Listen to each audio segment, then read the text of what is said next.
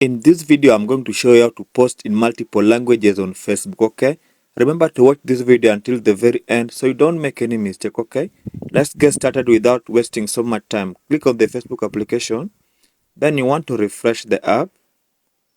The next thing you want to do is click on your profile picture, the far right, okay? Okay? Now, you want to click on the gear icon. And please guys, if you find this video helpful, remember to drop for me a like and subscribe to my channel because it really motivates me, okay? Okay, let's scroll down. Just scroll down until you see this place for language and region. Click on it. Now you can see there are various options here. Languages for buttons, titles, and other text from Facebook.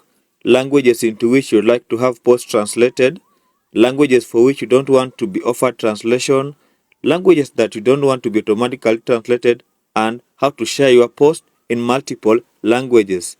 We are interested in sharing our post in multiple languages, and that's exactly what we are going to do. Click on that. Then you will see various options here. Here you can toggle it because right now you can see it's off. Then you can just toggle it to be on like that. Then you want to save. Okay, that has been saved. So when I post in English or Swahili or even French, Facebook will automatically translate my post so that viewers can see what I was really trying to say.